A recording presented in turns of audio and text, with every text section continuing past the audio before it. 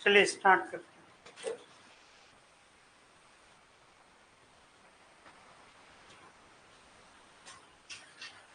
ठीक है, आज जो हम लोग यूनियन बजट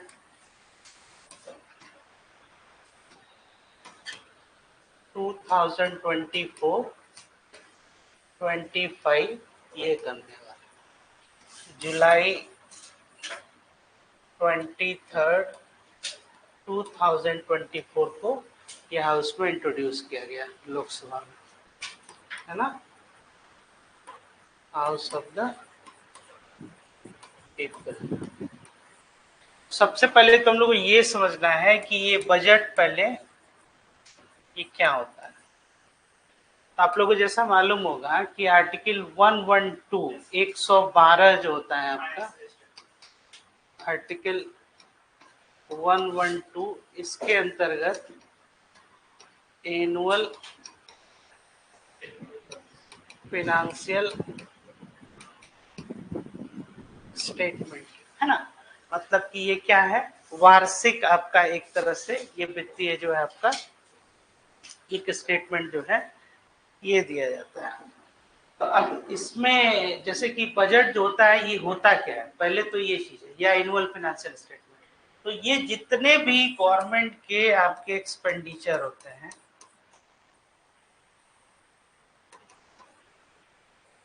एक्सपेंडिचर हुआ कैसा आपका एस्टिमेटेड,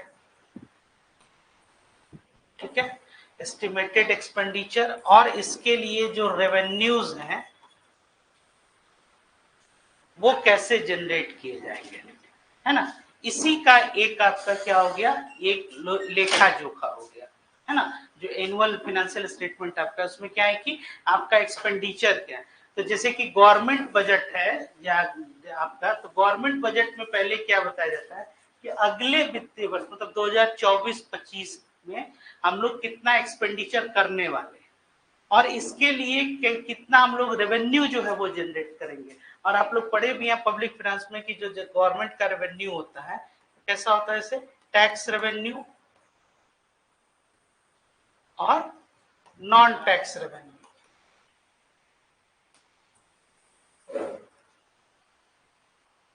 ठीक है, इसके साथ साथ और भी आप देखिएगा, तो अब जैसे कि आप लोग को मालूम है कि इस साल जनरल इलेक्शन हुआ था, तो जनरल इलेक्शन जो हुआ और जनरल इलेक्शन के बाद से गवर्नमेंट जब आई तो उसको जैसे क्या है अगले वित्तीय वर्ष के लिए एक बजट दिया। तो अब जब इलेक्शन ईयर होता है तो उसमें इस साल फरवरी में जो आया उसको बोलते हैं इंटरिम बजट,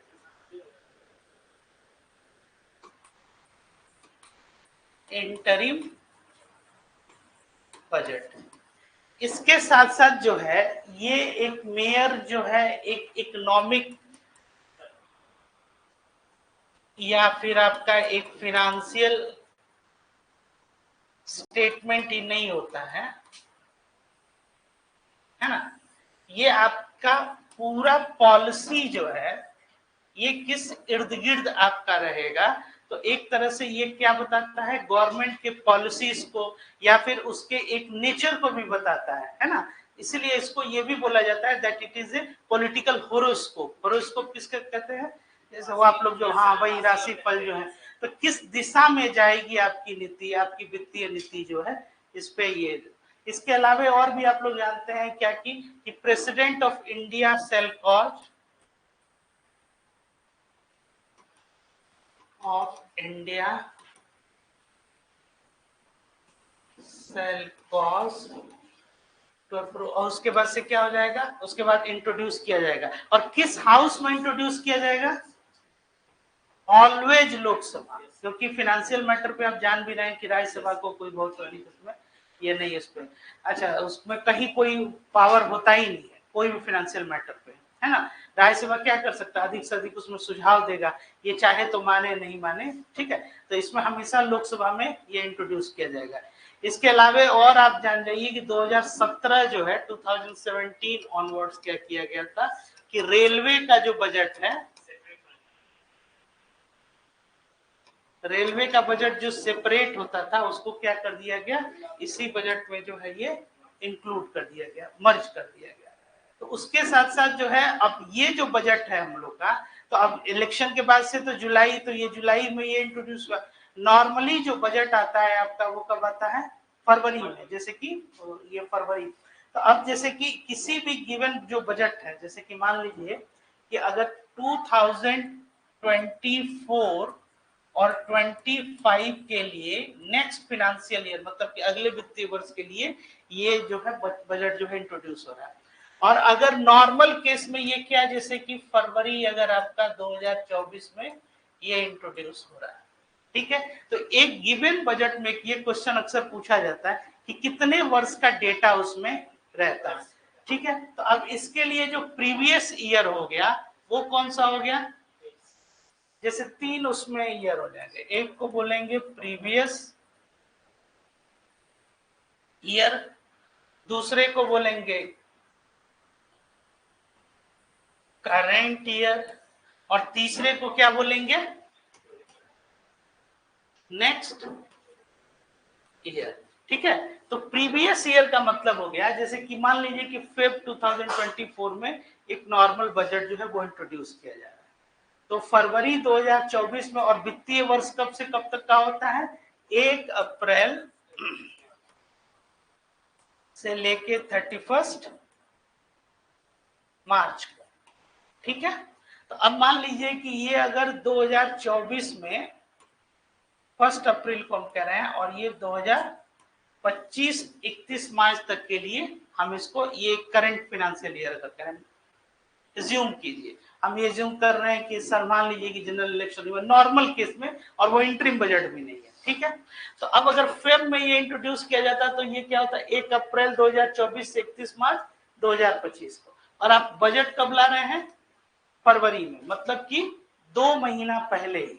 तो अभी जो आपका करेंट ईयर जो है वो क्या हुआ? वो कंप्लीट अभी नहीं हुआ। तो करेंट ईयर कौन हो गया आपका? बताइए इसमें करेंट ईयर। नहीं, तो करेंट ईयर कौन सा ईयर बताइए? 2024 में तो आप इंट्रोड्यूस कर रहे हैं 2025 के लिए। हाँ, तो करेंट ईयर इसमें हो जाएगा आपका क्या? 1 अप्रैल 2023 से लेके 31 मार्च 2024, ये करेंट। और नेक्स्ट ईयर का बजट आप इंट्रोड्यूस कर रहे हैं, तो ये क्या हो जाएगा? 1 अप्रैल 2024 से 31 मार्च 2025 तक। आई बात समझ में? समझ में आ रहा है? तो ये करेंट ईयर हो गया, ये नेक्स्ट ईयर हो गया।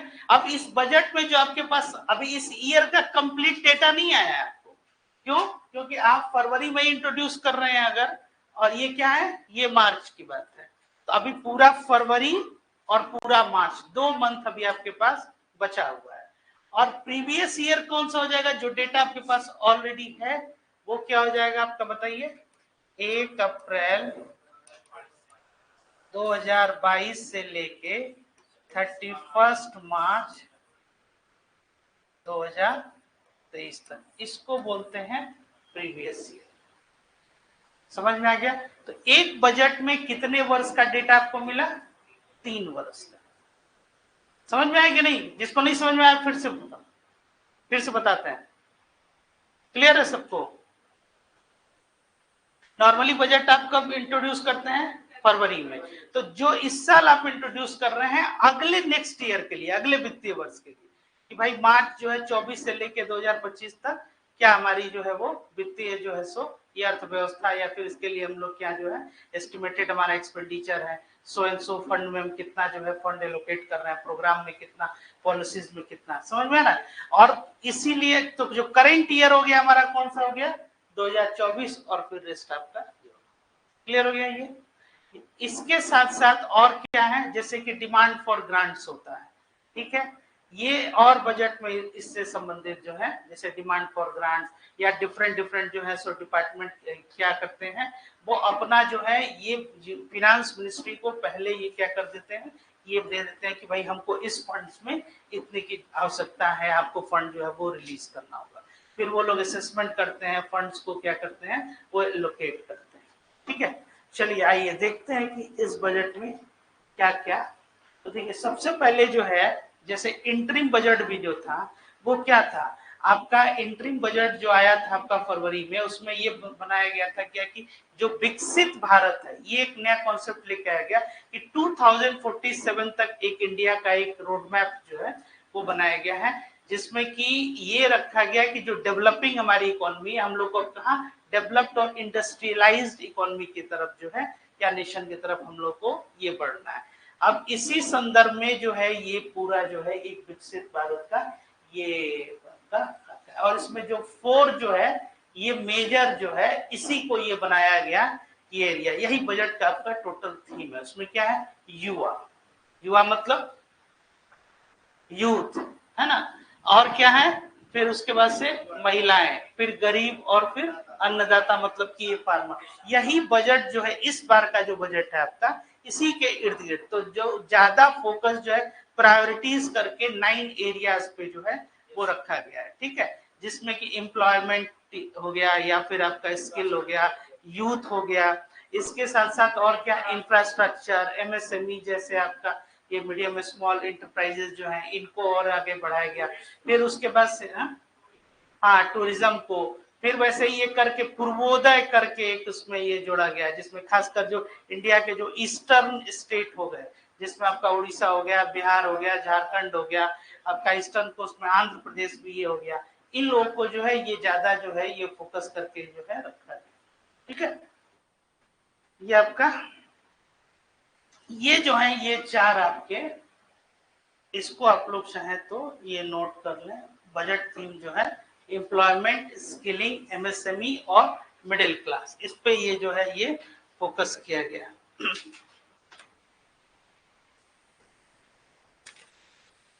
ठीक है, अब इसमें जब आप देखिएगा तो जो बजट की जो आपकी प्रायोरिटीज है, 5 स्कीम जो इसमें इंट्रोड्यूस किया गया है, और ये जो है 4.1 करोड़ यूथ को जो है 5 साल के अंदर जो है क्या करना है ये आपको, और टोटल जो इसमें बजट जो एलोकेट किया गया है वो किया गया है आपको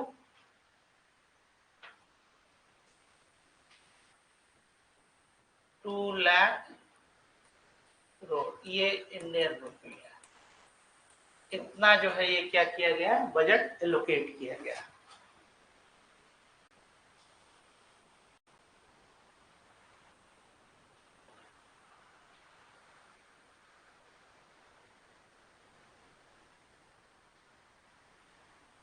जिसमें से और आप देखिएगा तो एजुकेशन पे,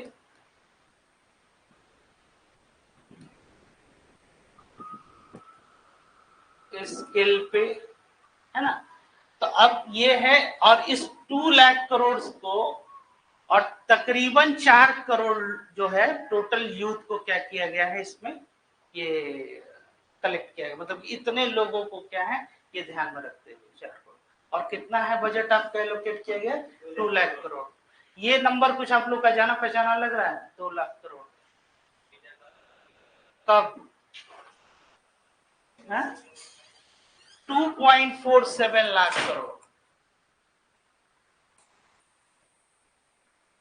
है ना, ये रुपी टर्म में किसी टाइम पे ये हमारा ये जीडीपी होता था, मतलब कि स्टार्ट में, और इतना हम लोग आज कहाँ ये खर्च कर रहे हैं, ये स्किल पे, मतलब एम्प्लॉयमेंट पे, है ना, यूथ के। तो जो पूरा बजट थीम है ये इन 4 चीजों पे आपको ये रखा गया, और जो विकसित भारत का हमारा ये कॉन्सेप्ट था उसमें हम लोग किस पे रखे हुए थे आपको, जिसको ये कहा भी जाता है,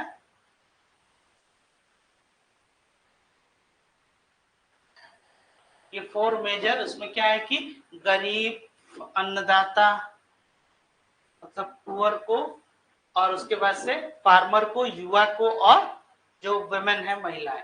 तो अब ये विकसित भारत का ये हमारा जो ये रोड मैप, अब यहीं से आप जब बजट थीम पे आते हैं तो इस पे जो पूरा बजट है आपका ये फोकस जो है इन्हीं चीजों पे, ठीक है।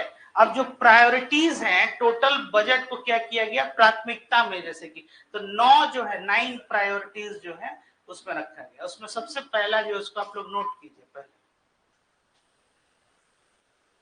Productivity and resilience in agriculture,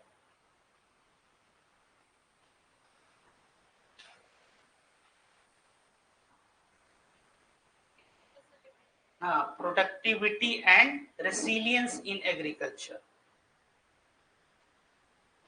अब एक तरफ देखिए, तो अब टोटल बजट का थीम आपको ये एम्प्लॉयमेंट, स्किलिंग, एमएसएमई और मिडिल क्लास, और जो विकसित भारत का हमारा था वो क्या था कि जिसमें अन्नदाता फार्मर जो है ना, और क्या युवा और महिलाएं और जो पुअर जो लोग है ना, तो ये चार। तो अब इसमें ये विकसित भारत का जो रोड मैप है, तो अब देखिए यही है productivity and resilience in agriculture. अब इसमें मूल रूप से जो क्या हम लोग इसमें प्राथमिकता जो दे रहे हैं, तो जैसे कि देखिए ट्रांसफॉर्मिंग, ये आपका एक एक इंपॉर्टेंट ये चीज है, यही आपका क्वेश्चन जो है यहीं से रहेंगे डायरेक्ट। अगर बजट पे रिलेटेड क्वेश्चन पूछा जा रहा है तो क्या कि जैसे ट्रांसफॉर्मिंग एग्रीकल्चरल रिसर्च, अब इसमें कि नेचुरल फार्मिंग के ऊपर जो है बहुत ज्यादा जो है फोकस इस बार किया जा रहा है। नेचुरल फार्मिंग जो है, अब इसमें देखिए comprehensive review of agriculture research setup to bring focus on raising productivity and developing climate resilient varieties. अब प्रोडक्टिविटी पे फोकस करना। प्रोडक्टिविटी किसको कहते हैं? हाँ बोलिए। जैसे इस एरिया का कैपेसिटी है हाँ 1 टन, ठीक है, तो उसी में हम लोग 1.2 टन का प्रोडक्शन करे हुए हैं। मतलब कि जो गिवन लैंड है आपका, कम से कम में ज्यादा उत्पादन, हाँ उसमें प्रोडक्टिविटी, क्योंकि लैंड जो है वो क्या है, लैंड की जो सप्लाई होती है वो क्या होती है, इनइलास्टिक सप्लाई इसको बोलते हैं। लैंड तो बढ़ेगा नहीं, तो अब आपका जो गिवन जो पॉपुलेशन है इसके लिए आपको क्या करना होगा, प्रोडक्टिविटी पे काम करना होगा। आपको साइंटिफिक जिसको कहते हैं एग्रीकल्चर, उस पे ज्यादा फोकस करना होगा। ठीक है, तो अब जो ये कह रहे हैं कि comprehensive review of agriculture research, मतलब इस रिसर्च पे जो है एक setup to bring focus on raising productivity and developing climate resilient varieties, है ना। अब इसमें क्या है कि नेशनल कोऑपरेशन पॉलिसीज जो है ये आपकी जो है इसमें, अब इसमें क्या है कि जैसे कि सिस्टमेटिक वे में एक डेवलपमेंट और कोऑपरेटिव सेक्टर जो है, मतलब जो सरकारी विभाग आपका हो गया। तो अब जैसे कि कोऑपरेटिव फार्मिंग क्या होता है, कोई बताएगा? जो सहभागिता के साथ जो कृषि होता है, हाँ हाँ, बहुत सारा फार्मर्स मिलके एक एरिया में ये खेती करते हैं। तो अब वही है कि इसमें आप कैसे प्रोडक्टिविटी, नॉर्मली क्या होता था जैसे कि आप देखिएगा, तो जो मतलब जो मजदूर वर्ग है, जो कृषि वर्ग है, अगर मान लीजिए कि आप खेती कर रहे हैं और आपके पास जो 3 4 5 लोग आपके परिवार में हैं, और बगल में अगर कोई खेती कर रहा है, उनके यहाँ भी मतलब 2 या 3 लोग हैं, तो ये जो लेबर क्या होते थे वो उनके यहाँ जाके, जब उनके यहाँ आप मान लीजिए कि आपके यहाँ कृषि कार्य हो गया, तो भाई उनमें एक तरह से आप क्या कहें, आप गए और उनके साथ जो है मदद किए और उनके साथ भी आप कृषि उत्पादकता ये किए। आप समझ रहे कि नहीं? जैसे कि मान लीजिए कि आप जो खेती कर रहे हैं और आपके यहाँ सिर्फ 2 ही लोग हैं, और इनके साथ जो है वो 5 लोग हैं, और इन जाहिर सी बात है कि अगर जहां तक लेबर इंटेंसिव अगर वर्क है तो इनका काम जो है वो पहले हो जाएगा। तो अब ये लोग क्या करेंगे कि ये जाके वहां पे ये सपोर्ट कर दिए, जैसे कि इनके साथ जो भी कृषि कार्य है वो मदद कर दिए। समझ में आ रही बात? तो अब इस तरह से ये जैसे कि खेती जो क्या होती है ये चली आ रही। अब आप एक चीज आप लोग अभी रिसेंटली अनएम्प्लॉयमेंट भी पढ़े हैं, जो डिसगाइज्ड अनएम्प्लॉयमेंट था, उसमें क्या कि मार्जिनल प्रोडक्टिविटी जो है वो 0 होगी। तो अब इसमें कि अब कई लोग उसमें जाके अब सपोर्ट कर गए, एम्प्लॉयमेंट उस एस्पेक्ट से देखिए। तो प्रोडक्टिविटी, अब काम अगर वो कम ही लोग का है, यहाँ है कि लैंड के लेवल पे आप क्या कीजिएगा कि कई लोग जो है एक जमीन जो है उसको इकट्ठा किया और उसके बाद से क्या कर रहे हैं, वो कॉर्पोरेशन जो है और उसके साथ जो है वो एग्रीकल्चर कर रहे हैं। ठीक है, जैसे आप ये भी पढ़ेंगे सोशल फॉरेस्ट्री क्या होता है वो, हाँ नहीं तो हिंदी हो गई, लेकिन मतलब होता क्या है, जैसे कि वृक्षारोपण, या इसमें क्या है कि एक अवेयरनेस दिया जाए और सब लोग मिलके जो है वो, हाँ। तो अब इसमें क्या है कि एक नेशनल कोऑपरेशन पॉलिसी जो है एक व्यवस्थित तरीके से इसमें ये डेवलप जो है, और फिर इसमें आत्मनिर्भरता। अब आत्मनिर्भरता इसमें ये क्या कर रहा है कि खासकर ऑयल सीड जैसे कि मस्टर्ड, ग्राउंडनट, सीसम, सोयाबीन और सनफ्लावर, तो ये जो है आपने ये नोट कर लीजिए, ये ऑयल सीड्स, ये ऑप्शन में आप लोग का ये पूछ सकता है इसमें। इसमें और क्या है कि लिख लीजिए न्यू 109 हाई यील्ड, हाँ वही जो आप जो क्या पूछ रहे थे अभी ना थोड़ी देर पहले कि जो उसमें क्या कि वैरायटीज जो है कई तरह का नया जो ताकि प्रोडक्टिविटी बढ़ेगा। देखिए हाँ, new 109 109 new 109 high yielding and climate resilient varieties of 32 field and horticulture crops will be released for cultivation by farmers.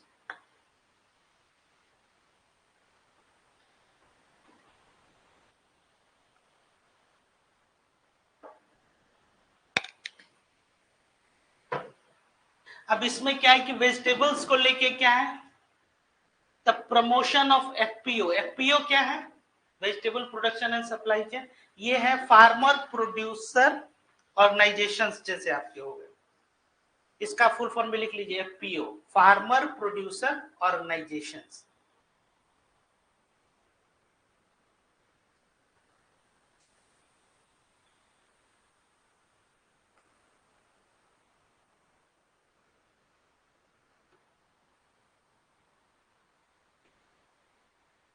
ठीक है।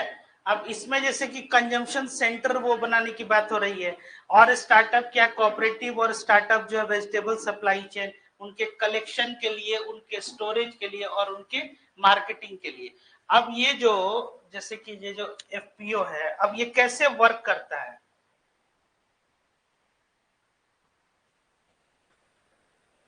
Farmer producers organisation. ठीक है। अब ये जो है वेजिटेबल प्रोडक्शन और सप्लाई, सप्लाई चेन क्या होता है, कोई बताएगा? आपूर्ति श्रृंखला प्रबंधन, supply chain management. Supply chain क्या है? हाँ हाँ सही है कर, जैसे कि आप इसको ऐसे समझिए कि आपका जैसे प्रोड्यूसर है, ठीक है। अब प्रोड्यूसर से, जैसे कि प्रोड्यूसर से, और यहां पे आपको क्या लाना है, एंड कंज्यूमर। ठीक है। अब यहां से यहां तक आपको ये प्रोडक्ट को ये लाना है। ठीक है। अब यहाँ पे मान लीजिए कि वेजिटेबल्स है, तो अब इन वेजिटेबल्स को एंड कंज्यूमर तक लाने के लिए आपको यहाँ पे क्या करना होगा, एक जगह कहीं स्टोरेज फैसिलिटी बनानी होगी। ठीक है। कहीं आपको क्या करना होगा, इसको स्टोर करना होगा। और वेजिटेबल्स क्या है, इसको जैसे स्टोर करने के लिए आपको क्या चाहिए, कोल्ड स्टोरेज वगैरह जो है। अब इसमें है कि आपको वैसा आउटलेट भी बनाना है, स्टोरेज करना है, प्लस ये जो इंफ्रास्ट्रक्चर है आपको, ये इंफ्रास्ट्रक्चर कैसा होना चाहिए, जैसे कि आपका ट्रांसपोर्टेशन।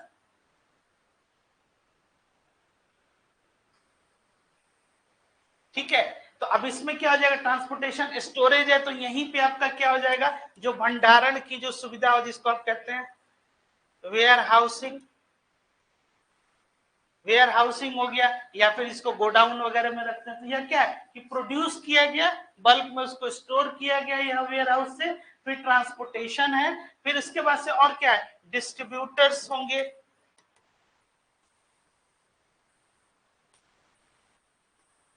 डिस्ट्रीब्यूटर से क्या, रिटेलर,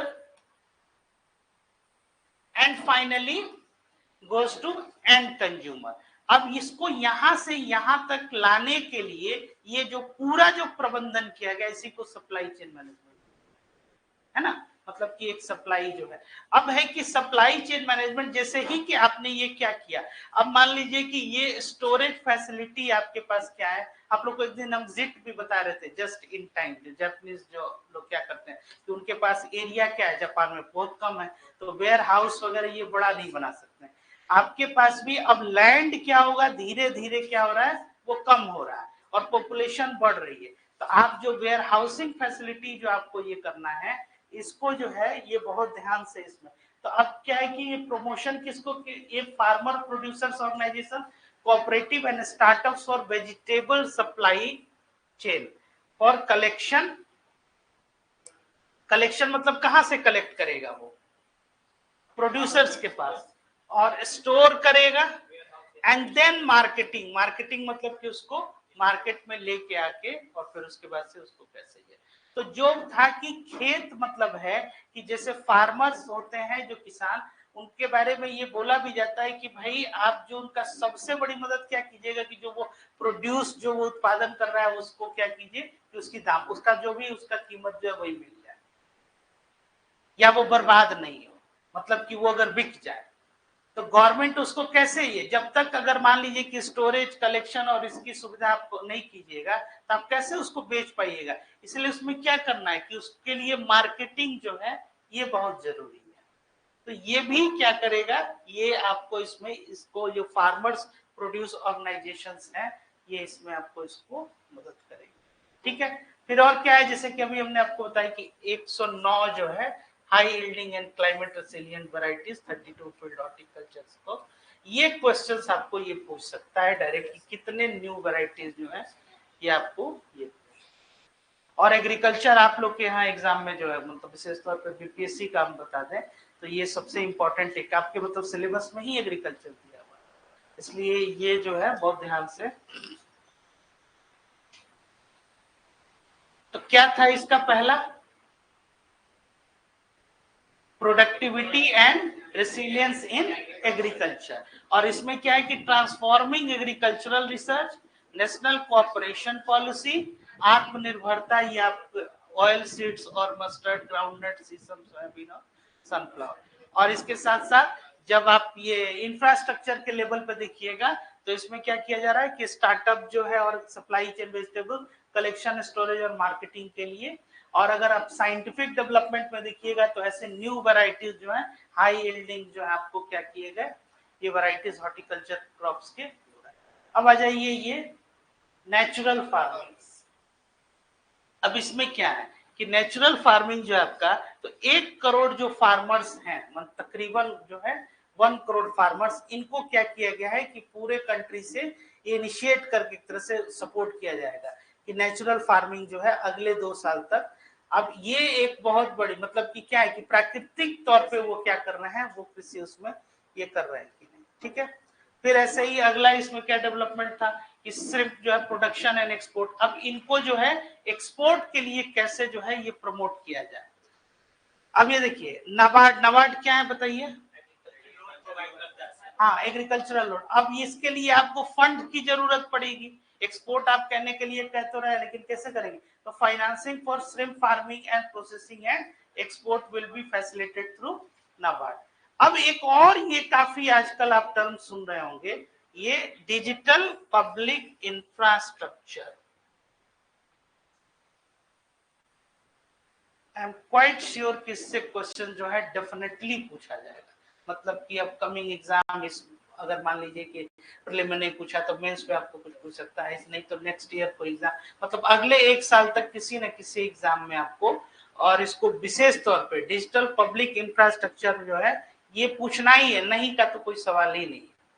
इसमें ये है कि जितने आपके ये डेवलपमेंट है, जैसे कि चाहे उसमें पेमेंट स्कीम हो गया आपका, जो पेमेंट सिस्टम जैसे हो गया, जैसे आईएमपीएस जो है ना, immediate payment, immediate mobile payment system हो गया आपका, या फिर जो आप यूपीआई से जो पेमेंट कर रहे हैं, या डिजिटली जो है आप क्या कर रहे हैं, एक तरह से शिफ्ट कर गए सारा पॉलिसी और ये लेके, तो एक तरह से आपको क्या है एक इंफ्रास्ट्रक्चर जो है उसमें डेवलप किया गया। और ये केवल अगर हम एग्रीकल्चर को ही लेके अगर बात करें, अभी तो कृषि से संबंधित है, लेकिन डिजिटल पब्लिक इंफ्रास्ट्रक्चर अपने आप में एक बहुत ब्रॉडर कॉन्सेप्ट है। इसमें केवल ये एग्रीकल्चर की बात नहीं है, उसमें आपको एजुकेशन भी आ जाएगा, डिजिटल जितना आपका इंफ्रास्ट्रक्चर हो सकता है उसमें फिनेंशियल सेक्टर आ गए, उसमें आपको पेमेंट वगैरह सब सिस्टम आ गया।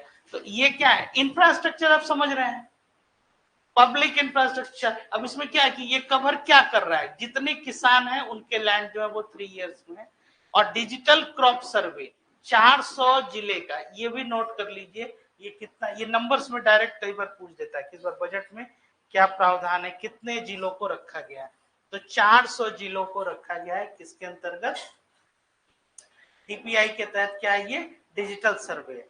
इसके अलावे जो है एक जन समर्थ करके है, जिसमें किसान क्रेडिट कार्ड जो है आपको इसमें इशू जो है ये किया जाए। ठीक है,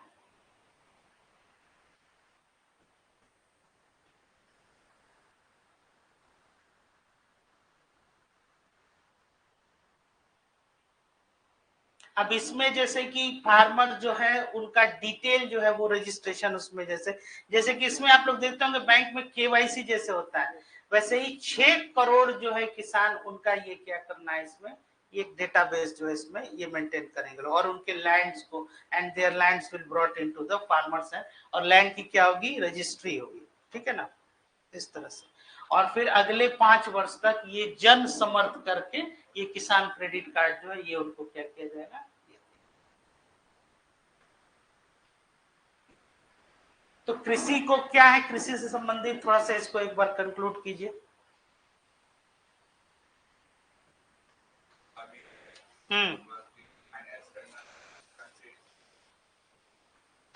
बस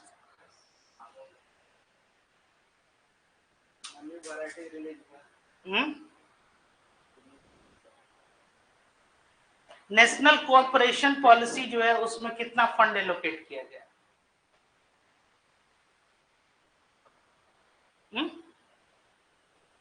1.5 लाख करोड़, 2 लाख करोड़ तो टोटल आपको ये जो है एलोकेट किया है। मीडियम से ऐसे थोड़ी होगा एग्जैक्ट, उसमें ऐसे ही उसमें ऑप्शन लगाई है कि एक और 2 मीडियम जो है नहीं, 1.52 लाख करोड़ जो है केवल इसके लिए नेशनल कोऑपरेशन पॉलिसी जो है, 2 लाख करोड़ का टोटल आपका ये जो एग्रीकल्चर से संबंधित जो है। तो अब इसमें ये समझिए कि क्या था, तो सबसे पहले एग्रीकल्चरल रिसर्च को ये बढ़ावा देना था, फिर और क्या है, ट्रांसफॉर्मिंग जो है उसमें 109 जो है हाई यील्डिंग जो है आपको, हाँ, इसके अलावा और क्या था बताइए, वेजिटेबल्स, इसके लिए क्या करना है, ये स्टोरेज, सप्लाई चेन, ये जो है फैसिलिटी जो है ये बढ़ानी है। इसके अलावा और क्या है, नाबार्ड जैसे उसको फाइनेंस जो है वो ये कर रहा है। फिर 400 डिस्ट्रिक्ट को क्या किया गया, हाँ, डिजिटल क्रॉप सर्वे जो है जन समर्थ करके ये आपको किसान क्रेडिट जो है ये दिया गया। इसके अलावा और क्या है, 10,000 need based bio input resource centre to be establish. ठीक है, अगले 5 वर्ष तक क्या करना है, 6 करोड़ जो किसान है उनका क्या कर लेना है आपको बताइए, केवाईसी नहीं, केवाईसी तो समझने के लिए की है, बताएं, हाँ, उनका रजिस्ट्रेशन जो है वो कर लेना है। हाँ, तो ये जो है आपको अन्नदाता और फार्मर जो है इनसे संबंधित जो है ये इस बार प्रावधान जो था इस बजट में ये किया था, जो कि एक। अब आ जाइए एम्प्लॉयमेंट एंड स्किलिंग। अब इसमें क्या है कि 3 तरह का जो है ये स्कीम जो है इसमें, पहले सबसे पहले इसमें ये समझते हैं, पहले इसको देखिए, पहले एक बार देख लीजिए तो क्लैरिटी आएगी।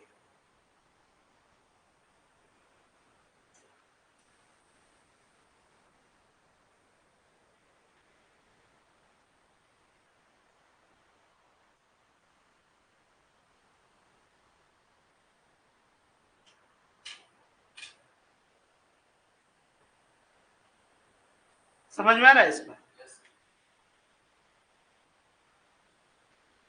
इसमें ये क्या किया गया है कि एक पूरा जो एम्प्लॉयमेंट और स्किलिंग है इसको क्या किया गया, 3 तरह की स्कीम में इसको क्या किया गया, ये मर्ज किया गया। ये फर्स्ट टाइमर है, फर्स्ट टाइमर मतलब कि, हाँ, दूसरा है कि job creation in manufacturing. Manufacturing क्या है कि सबसे ज्यादा संभावना हम लोग किसमें देख रहे हैं, मैन्युफैक्चरिंग सेक्टर में ही आपको जॉब। क्यों मैन्युफैक्चरिंग सेक्टर में सबसे ज्यादा जॉब के लिए पोटेंशियल है,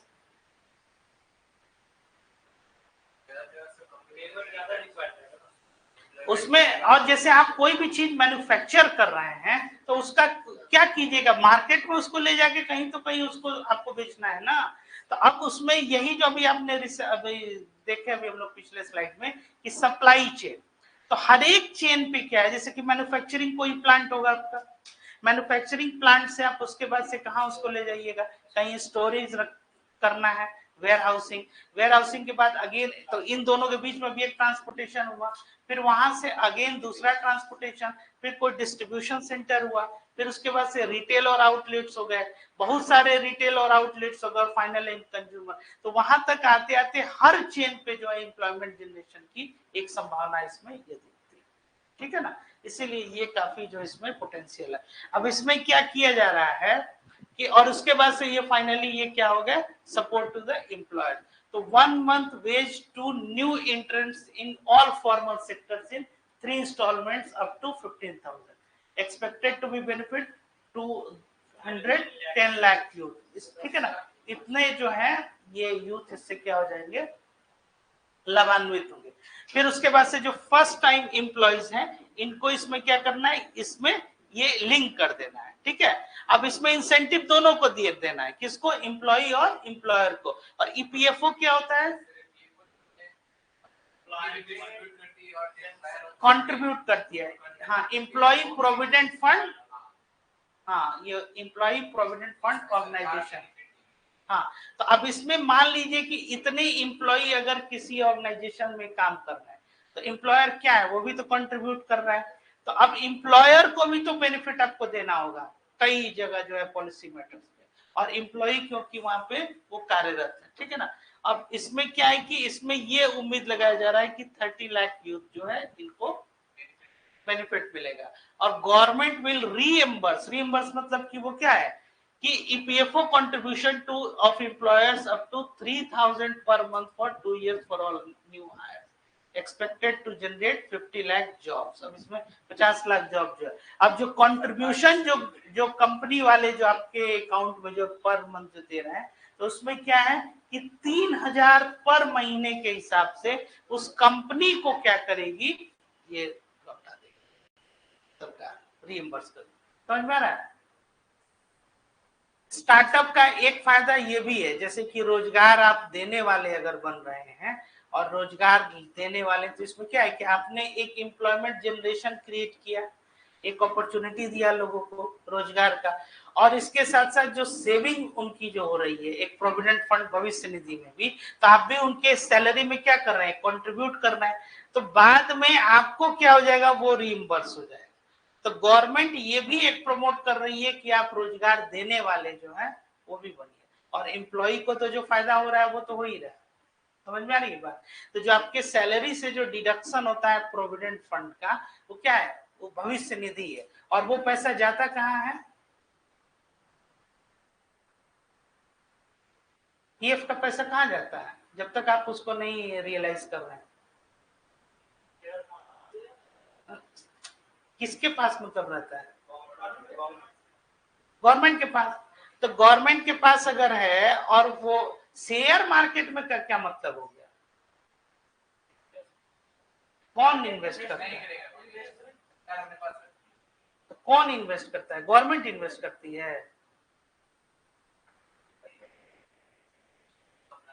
जो एम्प्लॉय प्रोविडेंट फंड ऑर्गेनाइजेशन है उसके पास को जा रहा है, वो फंड जो है वो संचित निधि में जा रहा है, उसको वो संचित कर रहा है, ताकि जब भी आपका जैसे जैसे आप रिटायर हो जाइएगा उसके बाद से, या फिर अगर आप जॉब छोड़ रहे हैं तो उसके बाद से आप जो है ईपीएफओ का पैसा निकाल सकते हैं 1 महीना का। इसी में 100 करोड़ का भारत सरकार ने लोन देगी किसको, कंपनी को, तो हाँ कोई स्टार्टअप को। हाँ क्या पूछ रहे थे आप, अभी क्या बोल रहे थे। नहीं, इंटरेस्ट तो देगा ही, फाइनेंस फील्ड में बिना इंटरेस्ट का क्या होता है, वो तो आइडल पड़ गया कैपिटल ना। नेशनल इनकम में भी आपको पढ़ाई थी कि कैपिटल है और कैपिटल फॉर्मेशन ही नहीं हुआ, तो आपको उस पर इंटरेस्ट मिलता ही है, और इंटरेस्ट ही नहीं मिलता है वो नॉन टैक्सेबल, जैसे जैसे पीपीएफ होता है, पब्लिक प्रोविडेंट फंड जो है, तो उसमें क्या है कि पब्लिक प्रोविडेंट फंड ये तो हो गया एम्प्लॉयर प्रोविडेंट फंड, जैसे जो लोग नौकरी कर रहे हैं, आप कहीं कार्यरत हैं तो आपकी सैलरी से वो क्या हो रहा है, वो डिडक्ट हो रहा है, ठीक है ना।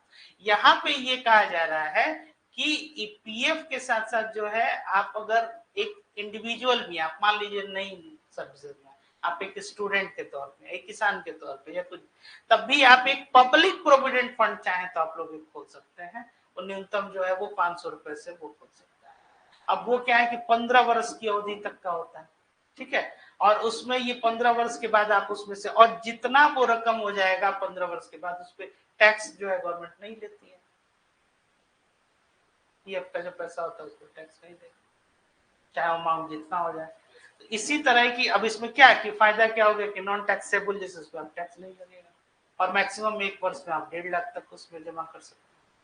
इसी तरह अगर आप कहीं नौकरी कर रहे हैं तो उसमें क्या है कि आपके सैलरी का जैसे कि 12.5% आपका वो डिडक्ट होता है, और उतना ही अमाउंट जो है, अब जैसे 10% या फिर इस तरह से एम्प्लॉयर जो है वो कंट्रीब्यूट करता है, तो टोटल आपकी सैलरी से कितना इतना सेव होता गया, प्लस उस पे इंटरेस्ट जो है अभी 7.6, 7.2, 7.8, 9, एक टाइम पे 9% तक भी मिलता था एक एनम में, मतलब एक साल में उतना क्या हुआ आपके उस पे।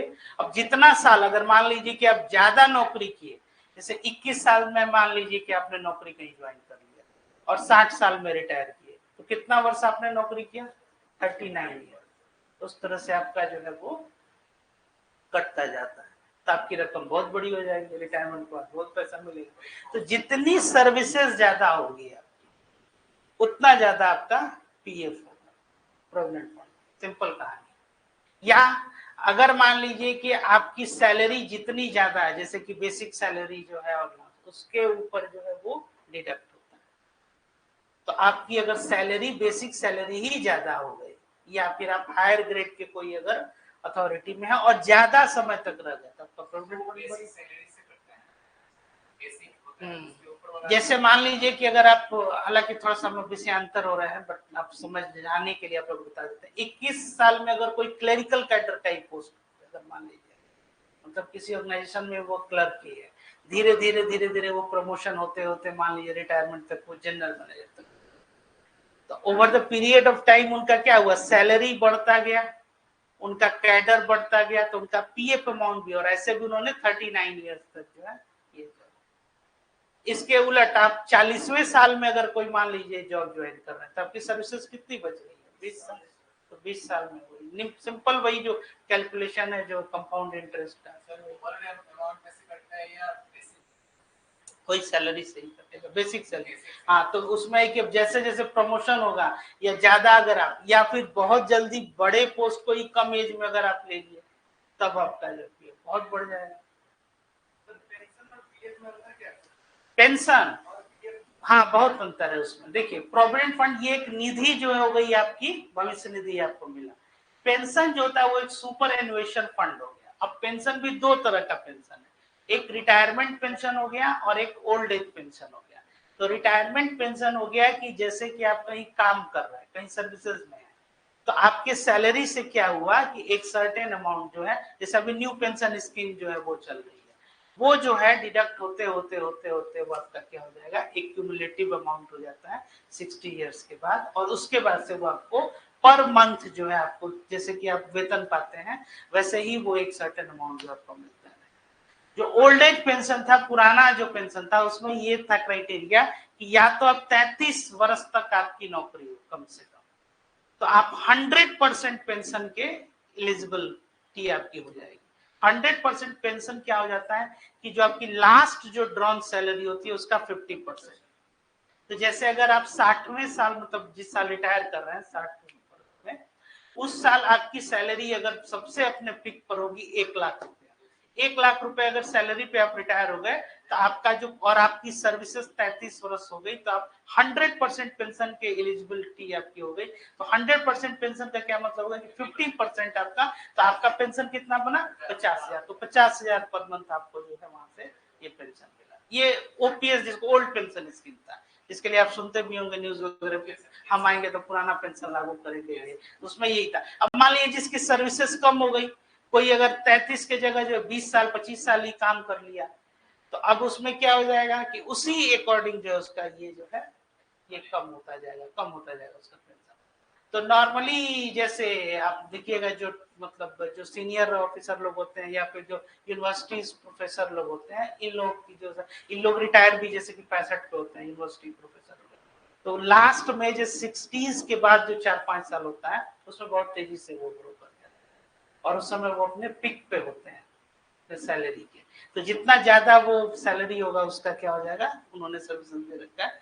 तो ये तो अब अभी क्या है न्यू पेंशन स्कीम में कि उसमें एनपीएस 1 और एनपीएस 2 जो है, तो उसमें कि उस पैसे को जैसे इन्होंने कहा भी कि शेयर बाजार में डाला जाता है, उसको वो निवेश करती है वो, ठीक है, और उसके बाद से जो उसकी वैल्यू होगी उसके हिसाब से आपको।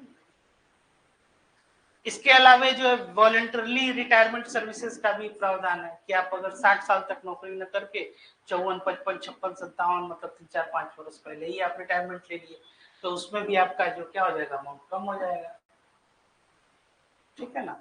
अच्छा, ओल्ड एज पेंशन क्या, ये रिटायरमेंट पेंशन हो गया, ठीक है। ओल्ड एज पेंशन कहते हैं कि मान लीजिए कि आप कहीं कार्यरत नहीं है, जैसे कि आप देखिएगा वृद्धा पेंशन जो गवर्नमेंट देती है, ये ओल्ड एज पेंशन है, ये ट्रांसफर पेमेंट के अंतर्गत ये सब आ जाता है ना। तो ये आपके नेशनल इनकम में कैलकुलेट नहीं होता, लेकिन जो रिटायरमेंट पेंशन है वो आपके उसमें कैलकुलेट, क्योंकि उसमें क्या है कि हर साल कैपिटल फॉर्मेशन जो है, समझ गए। तो यही है ये सुपर एनुएशन ये फंड, पेंशन फंड वगैरह, और इसका रेगुलेटर क्या है, PFRDA, pension fund regulatory development authority, PFRDA, यही उसको क्या करता है, रेगुलेट होता है। अब तो ऐसे बहुत सारे प्राइवेट या बहुत सारे फाइनेंशियल इंस्टीट्यूशन जो है वो पेंशन फंड भी आपको क्या कर रहे हैं, वो एक पेंशन फंड करके ही अलग से एक स्कीम जैसे कि चला रहे हैं। आप लोग भी चाहें तो अपना पेंशन फंड जो है ओपन कर सकते हैं, जब आप लोग रिटायर कर दिएगा 60 साल उम्र हो जाएगी तो उसमें ऐसा नहीं कि 60 ही है, जैसे कि आप इसमें भी है कि डेफर्ड एन्युटी या फिर आपका एक है परपिचुइटी जिसको कहते हैं, तो आप ऐसा है कि आप 2 वर्ष के बाद भी चाहे रिटायरमेंट के लिए तो आप उतना उसमें निवेश कर दीजिए, 2 साल के बाद आपको पर मंथ जो एक सर्टेन अमाउंट मिलता रहेगा। हाँ, तो चूंकि जल्दी जिनको रिटायर हो जाना है या फिर ऐसे भी एक नियत जो है एक आय का सोर्स बन जाएगा।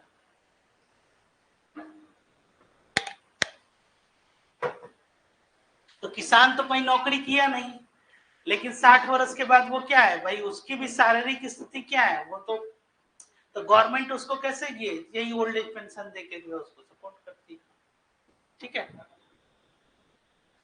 ये क्लियर हो गया यहां तक, और क्या है इसमें। हाँ, अब इसमें एम्प्लॉयर्स को भी ये क्या कर रहे हैं कि 3000 पर month for 2 years for all new higher, जितनी नई बहाली आप कीजिएगा इस पे आपको ये, तो इसी लोभ और लालच में ये लोग भी क्या करेंगे, ज्यादा से ज्यादा हायर करेंगे कि भाई वो पैसा हमको तो रिफंड ही हो जाएगा, समझ में आ रही है बात। तो अब ज्यादा से ज्यादा जब वो हायर करेंगे तो यूथ को ज्यादा से ज्यादा क्या मिलेगा, जॉब मिलेगा। तो गवर्नमेंट एक तरह से क्या किया कि अपना बोझ जो कि हमारा जो हुआ के जो है सर पकड़े हुए हैं कि भाई नौकरी दो, एग्जाम नहीं करा रहे हो, जॉब क्या करो, तो स्टार्टअप जो है धीरे धीरे कि भाई इनको, और हमको ये कहेगा कि हम ज्यादा से लोग को बुला लिए और सैलरी देंगे तो हमको क्या फायदा होगा, तो आप सैलरी दीजिएगा तो लीजिए, आपको ये फायदा है कि 2 साल तक जितना आप लोगों को ज्यादा रोजगार दीजिएगा। हाँ, तो पहला ही चीज है कि there is no free lunch, free में क्या मिलेगा, वही चीज है जनरेट। तो इससे क्या उम्मीद किया जा रहा है कि 50 लाख तक नौकरी जो है आपकी जनरेट हो। Next, link to first time employees, incentive to both employee and employer for EPFO contributions in the specified skill for the first 4 years, ठीक है, और expected to benefit 30 lakh youth. ये किसके लिए है, तो ये जो है आपका फर्स्ट टाइमर, ये मैन्युफैक्चरिंग में अगर आप कर रहे हैं तो मैन्युफैक्चरिंग सेक्टर में अगर कितना है कि 4 साल तक जो है आपको ये दे रहा है, और इसमें क्या है जो सपोर्ट फॉर एम्प्लॉयर्स, ये इसमें 3000, समझ में आ गई बात। अब इसमें है ये आपको facilitate higher participation of women in workforce, ज्यादा से ज्यादा महिलाओं को क्या करना है, ये रोजगार में आपको ये ले आना है, ठीक है। अब वर्किंग वुमेन, फिर उनके लिए क्या है कि एक मान लीजिए कि वर्किंग वुमेन के लिए एक हॉस्टल्स बनाने की बात हो रही है, ठीक है, इंडस्ट्री, और फिर इसमें लोन कितना तक मिल रहा है, तो 7.5 lakh with guarantee for a government promoted fund expected to help 25,000 students every year. ये नोट कर लीजिए, लोन्स अप टू 7.5 लाख, ये क्वेश्चन पूछा जाता है।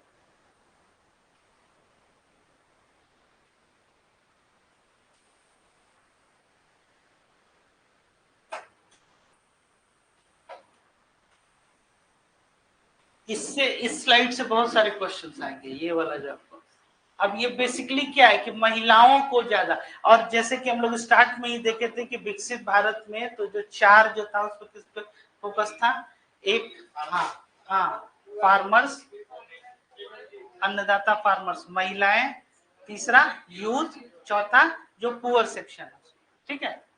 तो अब इसमें देखिए 7.5 लाख तक जो है ये गारंटी है गवर्नमेंट प्रोमोटेड फंड के लिए, और ऐसा एक्सपेक्ट किया जा रहा है कि 25,000 स्टूडेंट जो है हर एक साल इससे क्या होंगे, लाभान्वित होंगे। और जो फोर्थ स्कीम है उसके लिए स्किल के लिए ये क्या है, ये आपको ये डायरेक्ट क्वेश्चन में पूछ सकता है कि 1000 इंडस्ट्रियल ट्रेनिंग इंस्टीट्यूट जो है ये अपग्रेड किए जाए, और 20 लाख जो आपके यूथ हैं वो अगले 5 साल तक ये स्किल्ड किए जाएंगे। जो उसका कोर्स कंटेंट है वो इंडस्ट्री से क्या है, जो उनका रिक्वायरमेंट है इंडस्ट्री का, वही स्किल आपको जो है यहाँ पे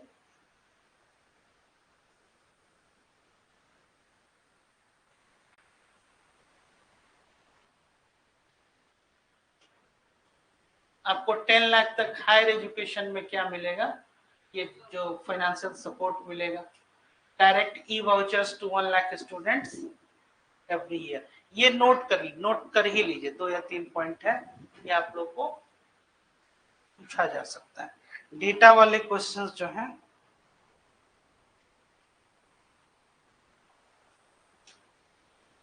यही क्वेश्चन पूछ देगा कि एक मतलब कि इस बार बजट में जो है एजुकेशन लोन के लिए कितना प्रावधान है, बताइए। 10 लाख, यही जो है फाइनेंशियल सपोर्ट 10 लाख। डायरेक्ट ई वाउचर जो है उसमें कितने स्टूडेंट को, 1 लाख जो स्टूडेंट पर ईयर जो है 3%। हाँ, एक वाउचर जैसे दे दिया गया इलेक्ट्रॉनिकली, हाँ उसका इस्तेमाल कीजिए।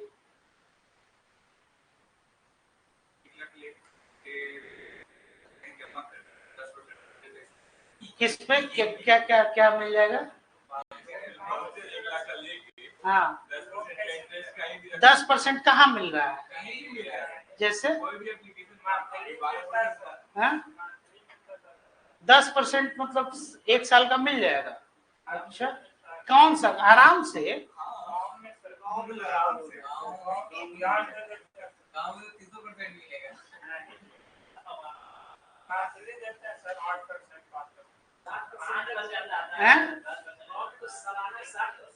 60% सालाना। एक सेकंड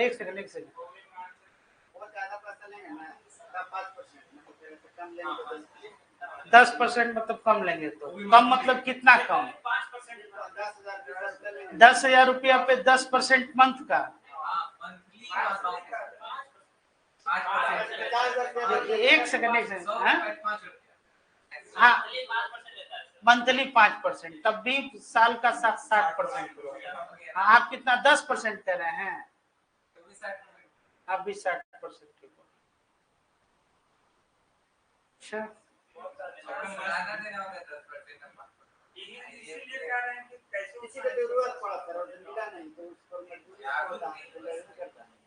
अच्छा ये रिकवरी हो जाती है, मतलब इतना लोग दे देते हैं इंटरेस्ट।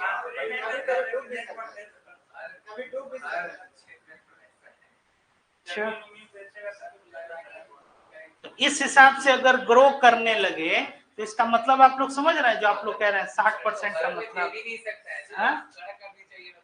10% का मतलब हुआ कि हर 10 टाइम्स मतलब 10वें महीना आपका कैपिटल क्या हो गया, वो डबल हो गया।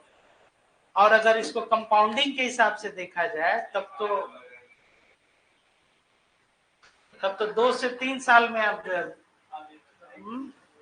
चलिए, मतलब मनी लेंडिंग जो है अभी भी काफी बड़ा जो है एक व्यवसाय है। 26% है अभी भी गाँव। आप पे लेटर पे यूज करते हैं किसका?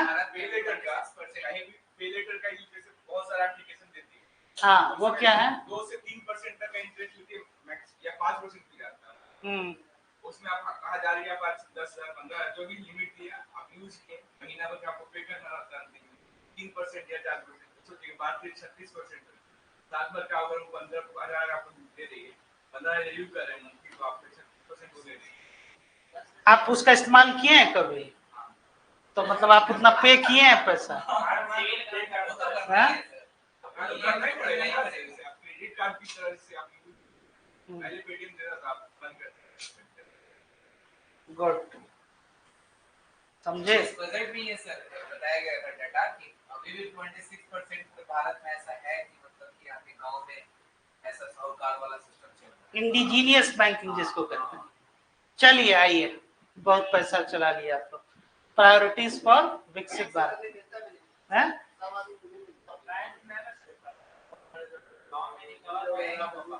क्या रिकवर? रिकवर नहीं हो पाता, रिकवर के डर थोड़ा रहता है, आप करेक्ट है तो रिकवर कर सकते हैं, नहीं हालत दवा है सब कर लीजिए, वही लोग देता भी है, कोई नहीं देता। चलिए आइए, inclusive human resource development and social justice, ये क्या है? ये भी इसमें, अब इसमें है ये पूर्वोदय, ये जो है तीसरा इसका पार्ट हो गया। पहला क्या था आपको? प्रोडक्टिविटी एंड एग्रीकल्चर जो है, हाँ, दूसरा एम्प्लॉयबिलिटी एंड स्किल। 9 प्रायोरिटीज जो है करके पूरा बजट जो है ये क्या किया गया? इंट्रोड्यूस किया गया। अब तीसरा उसमें आ जाइए, inclusive human resource development and social justice. इसमें क्या है कि अब इसमें पूर्वोदय करके ये टर्म जो है ये इंट्रोड्यूस किया गया, विकास भी विरासत भी। अब इसमें क्या है? जो पूर्वोदय है आपका, आप इसमें देखिए, plan for endowment rich states in eastern part covering Bihar, Jharkhand, West Bengal, ये आप एकदम नोट कर लीजिए। पूर्वोदय में यही स्टेट्स हैं। कंफ्यूज आपको किया जा सकता है यूपी डाल के, लोकल भी दे देगा। हाँ, विकास भी विरासत भी, ठीक है। अब ये क्या है? Generation for economic opportunity to attend Viksit Bharat, Amritsar Kolkata industrial corridor with development of an industrial node at गया।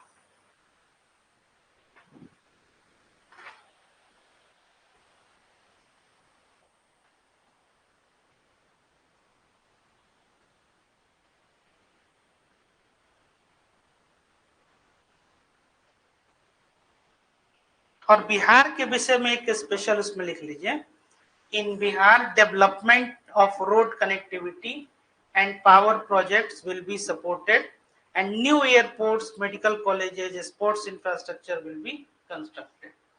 मतलब कि नया एयरपोर्ट इसमें जो है बनाने की बात हो रही है, पावर प्रोजेक्ट्स जो है वो आने की बात, मेडिकल कॉलेज।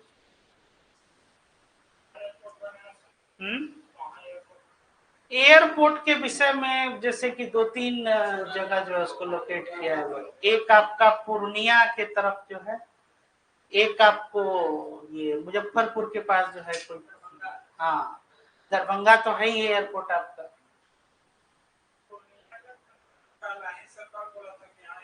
हाँ, वहाँ पे नहीं, वहाँ पे वो मतलब कुछ प्रॉब्लम रहा होगा, प्रोजेक्ट नहीं तो उड़ान स्कीम जो है ना उसके तहत भी वो था। बैसी करके एक जगह है वहीं पे आसपास, उसका एक ब्लॉक है।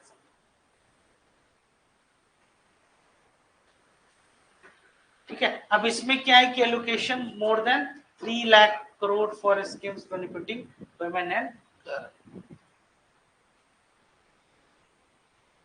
इसमें क्या क्वेश्चंस बन सकता है इसको ध्यान में रखिए कि पूर्वोदय के अंतर्गत पहला तो यही कि कौन कौन से स्टेट्स आ गए, ठीक है, तो ये तो कर ले जाइएगा। और अमृतसर कोलकाता इंडस्ट्रियल कॉरिडोर जो है ये। अब इसमें एक और स्कीम आई, यह क्या है? प्रधानमंत्री जनजातीय उन्नत ग्राम अभियान। इसमें क्या था कि एक सोशियो इकोनॉमिक कंडीशन जो ट्राइबल कम्युनिटीज हैं इनका ये कवर किया गया 63,000 विलेजेस। ये जो है आप आंकड़ा याद कर लीजिए, तो 63,000 villages benefiting 5 crore tribal people.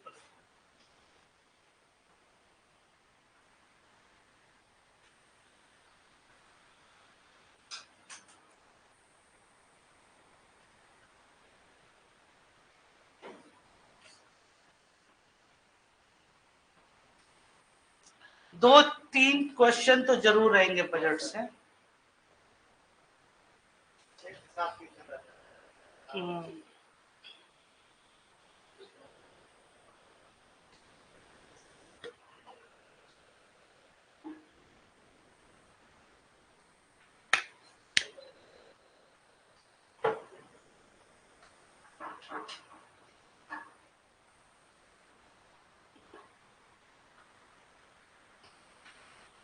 ठीक है, more than 100 branches of India post payment bank will be, क्या हुआ, कुछ कर रहे थे, हाँ, will be set up in north east region.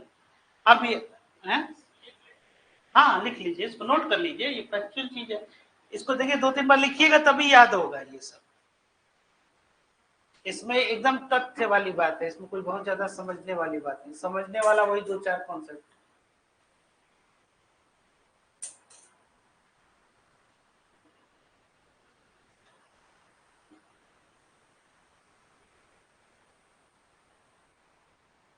और ये inclusive human resource development and social justice, ये तीसरा प्रायोरिटी आपका है, जिसमें प्रधानमंत्री जनजातीय उन्नत ग्राम अभियान, इसके तहत जो है ये ट्राइबल कम्युनिटीज और खासकर इसमें ध्यान रखा है कि इसमें 63,000 जो गांव है उनको 5 करोड़ का ये बेनिफिट जो है, हाँ बेनिफिटिंग 5 करोड़ ट्राइबल पीपल जो है। और फिर क्या है, 100 branches of India post payment bank will be set up in north east region. तो ये पूर्वोदय में ही इसको ये रखा लोग, इसको पूर्वोदय में कौन कौन से स्टेट आ गए बता दीजिए तो बिहार, झारखंड है कि नहीं, बिहार, झारखंड, वेस्ट बंगाल, उड़ीसा, आंध्र प्रदेश, अब Telangana,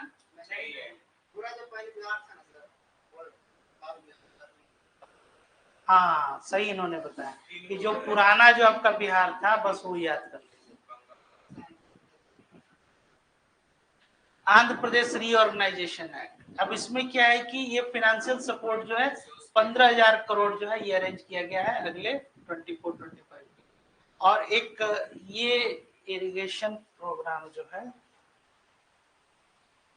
पोल्लावरम irrigation project is related to which state, ऐसे करके क्वेश्चन जो है। और ये क्या है, ये ensuring food security of the nation, तो ये पोल्लावरम इरिगेशन प्रोजेक्ट जो है ये काफी जो है।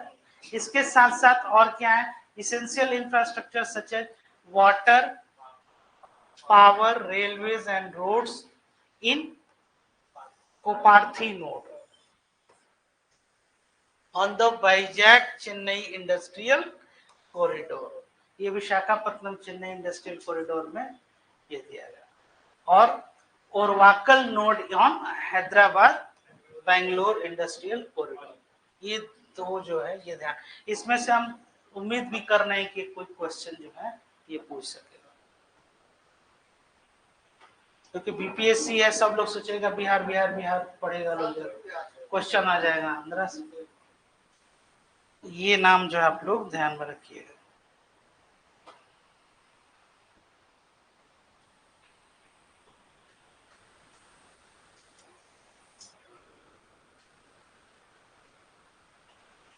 ठीक है, चलिए आगे चलते हैं।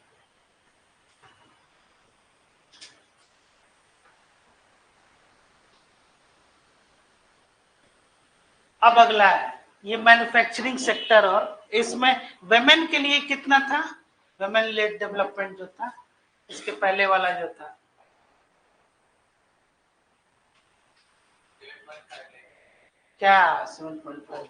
7.5 लाख क्या था,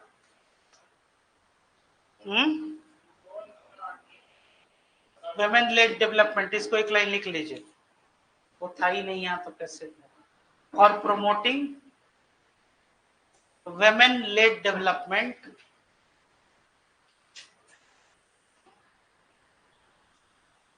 the budget carries an allocation of more than 3 lakh crore, 3 lakh crore for a scheme benefiting to women and girls. महिलाओं के लिए, उनके लिए जो भी स्कीम उसमें कितना ये प्रावधान रखा गया है, 3 लाख करोड़ जो है। अब आ जाइए ये चौथा, ये क्या है, मैन्युफैक्चरिंग एंड सर्विसेज सेक्टर जो है इसके विषय। अब ये आपका हो गया एमएसएमई। अब एमएसएमई में क्या है, तो credit guarantee scheme for MSME in manufacturing sector. तो अब एक क्रेडिट गारंटी, फिर न्यू असेसमेंट जो है ये मॉडल इसमें लाया गया। मुद्रा लोन जो है ये क्या कर दिया गया, 20 लाख कर दिया गया। अगेन ये काफी इंपॉर्टेंट जो है ये नंबर हो गया आपका 20 लाख करोड़ जो है, जो करेंट 10 लाख जो है ये तरुण कैटेगरी जो होता था उसमें ये क्या किया गया, 10 से क्या कर दिया गया 20 लाख इसको ये बढ़ा दिया गया।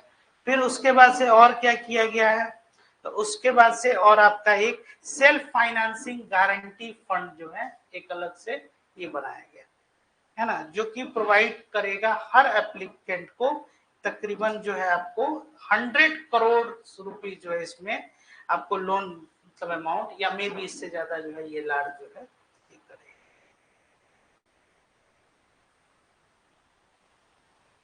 और 20 लाख तक जो है मुद्रा लोन के तहत जो है ये होगा। फिर ऐसे ही मैंडेटरी जो है आपका ये क्या है, TREDS प्लेटफॉर्म जो है, जिसके तहत जो है ये रिड्यूस कर दिया गया 250 करोड़ रुपया जो है। और सिडबी के जो ब्रांचेज हैं उनको ये आपके लिए काफी इंपॉर्टेंट है एग्जाम पर्सपेक्टिव से। दूसरी बात की जो एमएसएमई मिनिस्टर हैं वो कहाँ के हैं, हाँ गया सर। तो ये भी एक, हाँ तो ये भी प्रश्न जो है ध्यान रखिएगा, ठीक है। क्रेडिट सपोर्ट जो इनको दिया जाएगा, ठीक। अब यहाँ 12 industrial park under national industrial corridor development programme जो है ये और इसको लाया गया। फिर और क्या है कि जो रेंटल आपके जो हाउसिंग है या डॉर्मेटरी टाइप में उसको पीपीपी मोड पे, पीपीपी मोड क्या हो जाता है,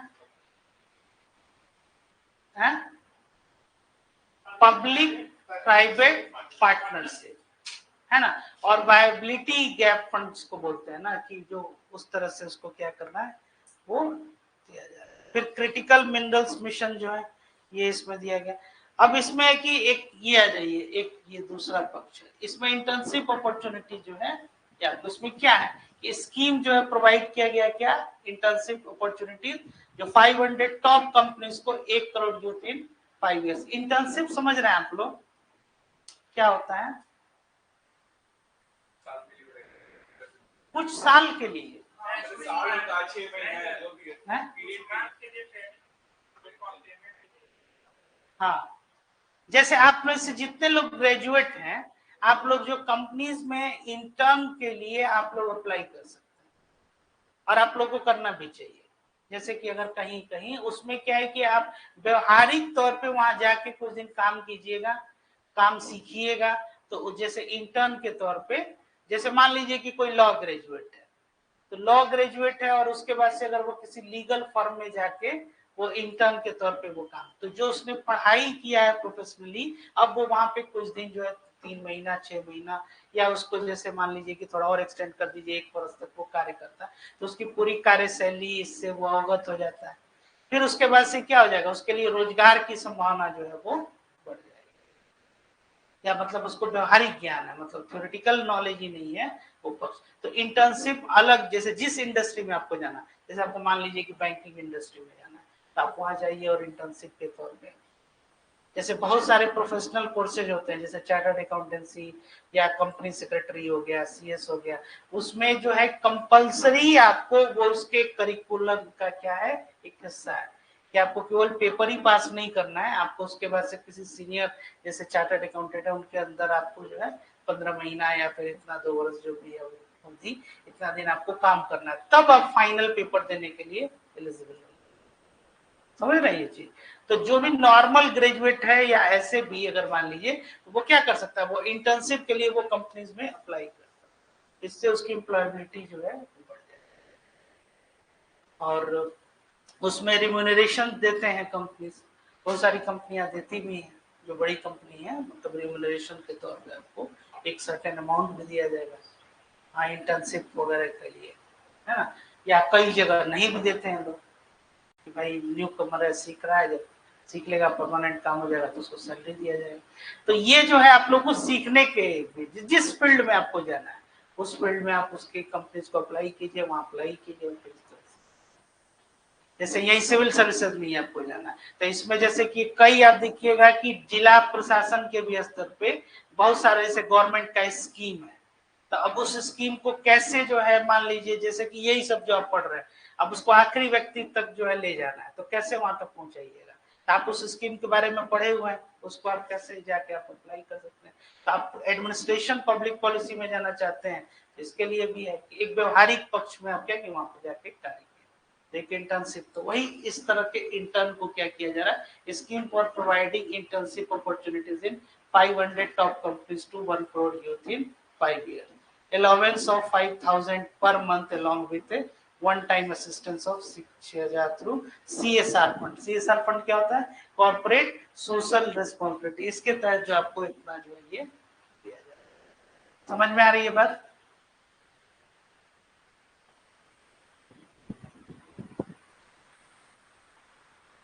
अब आ जाइए अगला, अर्बन डेवलपमेंट।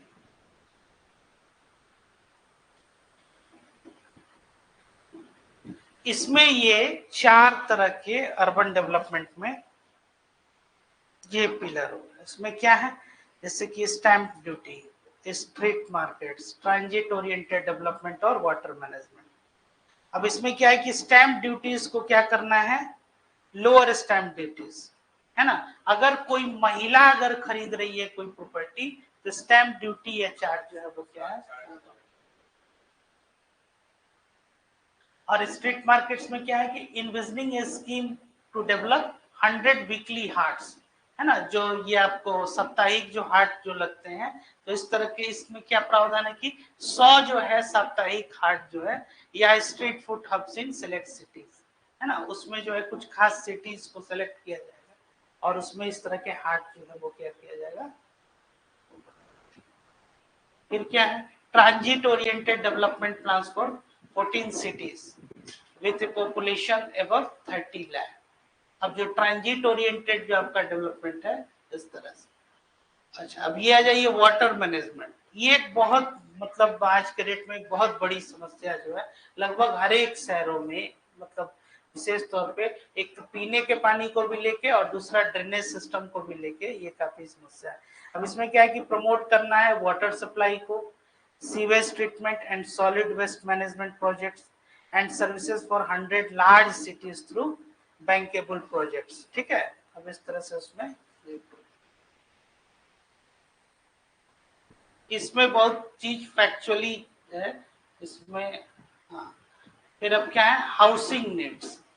अब ये योजना के विषय में आप लोग जानते हैं, प्रधानमंत्री आवास योजना, है ना। अब ये पार्ट 2 जो है इसमें आ गया, ये अगेन इंपॉर्टेंट हो जाता है आपके लिए एग्जाम में। इसमें क्या है कि needs for 1 crore urban poor and middle class families will be addressed with an investment of 10 lakh crore, है ना। इसमें कितना फंड एलोकेट किया गया, 10 लाख करोड़ जो है एलोकेट किया गया। 10 लाख करोड़ दिया नहीं जा रहा है किसी को, पूरा कलेक्टिव इतना जो है ये है।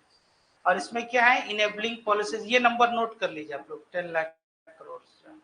और टोटल कितने पुअर जो है, 1 करोड़ जो है अर्बन पुअर है, इनको ध्यान रखें। Enabling policies and regulations for efficient and transparent rental housing markets with enhanced availability will also be put in place।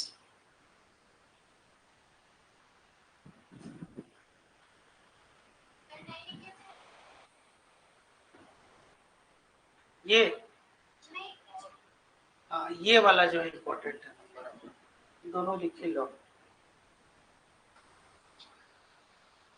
एक बार में ये नहीं याद होने वाला, पहले बताते बहुत कंफ्यूजन होगा। इसको बार बार देखिएगा, बार बार पढ़िएगा तो ये याद होगा। इसमें जो नया चीज जो लाया गया, जैसे कि उसमें नेचुरल फार्मिंग था, एग्रीकल्चर, उस पर तो जरूर फोकस करना है। और जो पिछला है उसको जो बढ़ाया गया, जैसे कि तरुण पॉलिसी क्या है, कोई बताएगा? 10 लाख से 20 लाख कर दिया गया, ये पूछा गया। और इसमें प्रधानमंत्री अर्बन आवास योजना जो है, इसमें 10 लाख करोड़ जो है 1 करोड़ लोगों को जो है अर्बन पुअर। स्टूडेंट को कितना लोन देने की बात हुई है? एजुकेशन लोन है 10 लाख, और 7.5 लाख क्या था?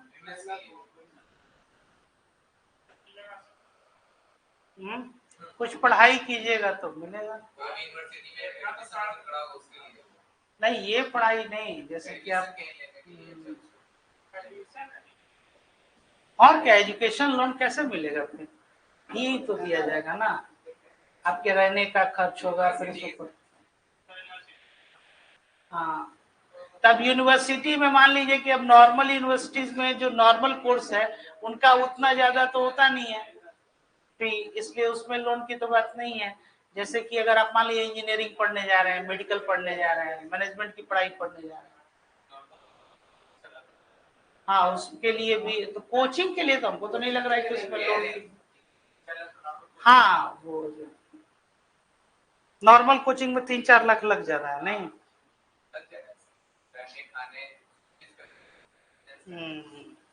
बढ़िया, ठीक है।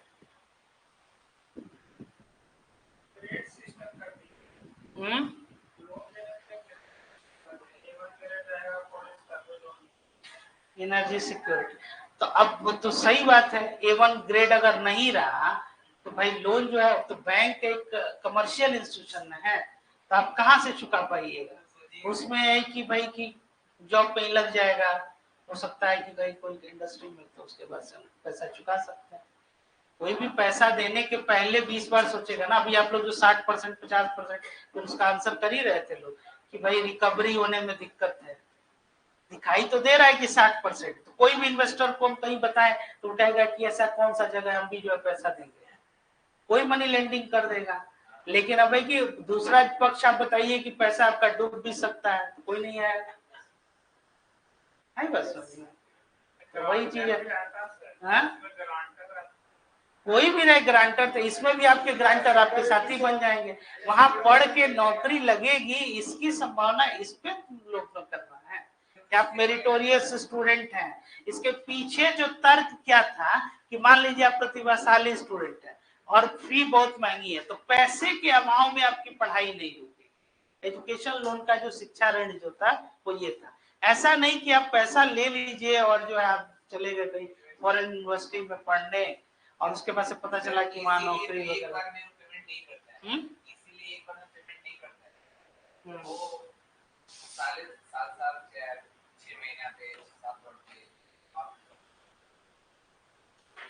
चलिए आइए एनर्जी सिक्योरिटी। अब इसमें क्या, एनर्जी सिक्योरिटी जो है ये भी एक बहुत इंपॉर्टेंट जो एक एस्पेक्ट है। अब इसमें इनिशिएटिव्स क्या है, तो with private sector in nuclear energy, तब इसमें Bharat small reactors, research and development of Bharat small modular reactor and newer technologies for nuclear energy, ठीक है। अब क्या है कि पम्प्ड स्टोरेज पॉलिसी जो है, इसमें electricity storage and facilitation of smooth integration and growing share of renewable energy, ठीक है। अब इसमें क्या है कि अब एक ज्वाइंट वेंचर जो एनटीपी से जानते हैं आप लोग क्या है ये, हाँ, तो अब उसमें के साथ जो है ये क्या है, एक टाई अप जो है लोगों ने ये किया। बीएचईएल क्या है, भारत हेवी इलेक्ट्रिक लिमिटेड जो है, ठीक है। अब इन दोनों के ये आपके ये स्केल किया गया क्या, 800 मेगावाट कमर्शियल प्लांट जो है। फिर इसके साथ क्या है, एनर्जी ऑडिट जो है, इसमें से फाइनेंशियल सपोर्ट जो है शिफ्ट किया गया किसमें, micro and small industry to cleaner forms of energy और इन्वेस्टमेंट ग्रेड एनर्जी जो है 60 क्लस्टर्स के लिए। ये अगेन आपके लिए ये क्या हो जाएगा, ये इंपॉर्टेंट हो जाएगा कि 800 जो है मेगावाट जो है एनटीपीसी और बीएचईएल के साथ सेटअप किया गया। 1 करोड़ जो है house holds obtain free electricity, ये नोट कर लीजिए। एनर्जी सेक्टर पीएम सूर्य घर मुफ्त बिजली योजना, ये स्कीम जो है एक नया स्कीम है।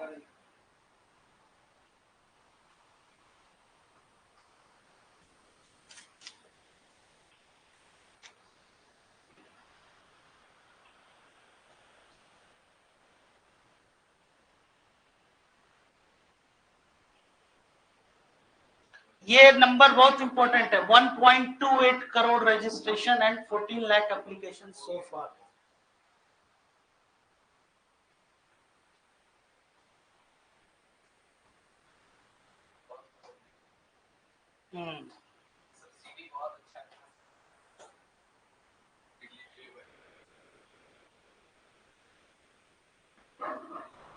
ठीक है, तब इसमें क्या है कि अब जैसे कि एनर्जी सेक्टर में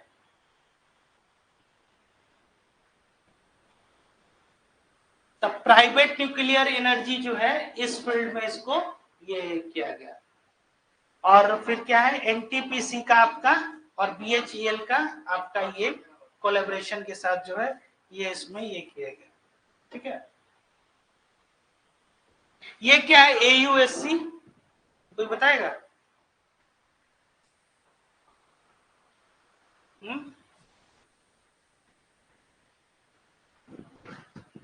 इसका फुल फॉर्म है एडवांस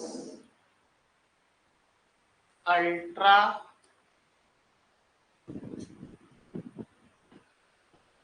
ये जो है आपका हो गया एडवांस हो गया, अल्ट्रा हो गया। अल्ट्रा किसको कहते हैं? हाँ, एडवांस, इसको लिख लीजिए, advance ultra super critical.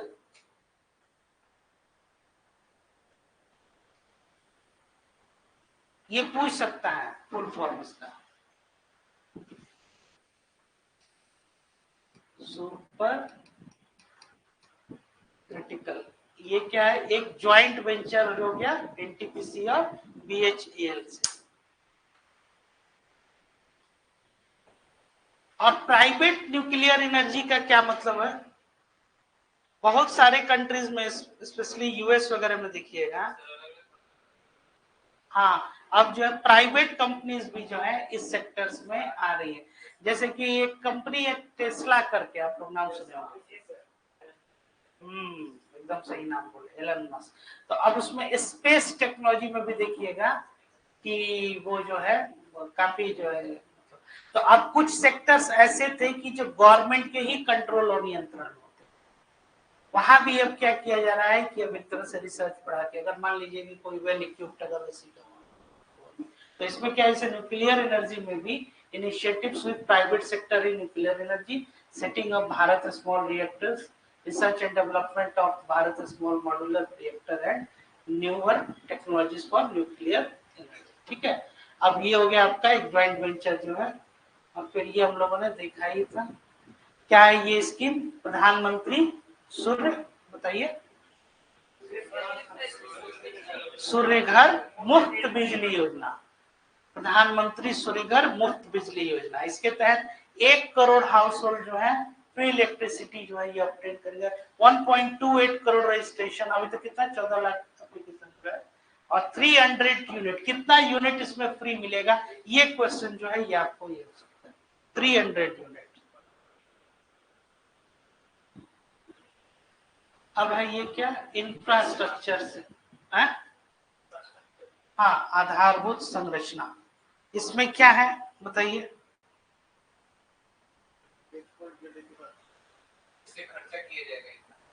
Next 5 years का जो है इसमें क्या है, in the conjunction with imperatives of other priorities and physical consolidation this year, ये यही 11 याद कर लीजिए, आपको याद करने में ये आसान भी होगा। इतना crore has been provision for capital expenditure, और आपके जीडीपी का आपको बता दें ये कितना है, 3.4%। अगेन ये डेटा जो है काफी महत्वपूर्ण हो जाता है एग्जाम के लिए कि जो इंफ्रास्ट्रक्चर पे जो खर्च किया जा रहा है, और ये क्या है 11 कितना है ये 11 लाख है 11,11,111। बस यही ध्यान दीजिएगा। और इस तरह का भी क्वेश्चन ये पूछा जा सकता है इस तरह से, और ये आएगा तो मतलब हो सकता है कि ये डाल दे, और ये तो बहुत ही इंपॉर्टेंट है 3.4%, इस पे ध्यान कम जाएगा, लेकिन आप लोग ये ध्यान रखिएगा, ठीक है ना। और 1.5 lakh crore to states as long term interest free loans for resource allocation. और पेज 4 में क्या है, Pradhan Mantri Gram Sadak Yojana will be launch to provide all weather connectivity 25,000 rural habitation. ठीक है, 11,11,000 ये है इंफ्रास्ट्रक्चर। अब है फ्लड मिटिगेशन।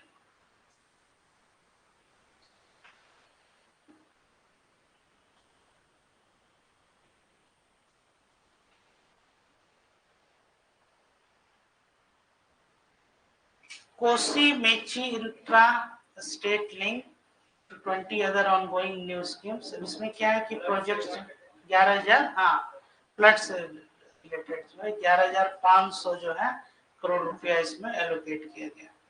फिर और क्या है, assistance for flood management and related projects in Assam, Sikkim and Uttarakhand.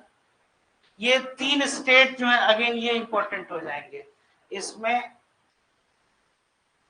Assam, Sikkim और उत्तराखंड ध्यान में आपको नहीं आएगा जब भी फ्लड मैनेजमेंट की बात रहेगी, ठीक है।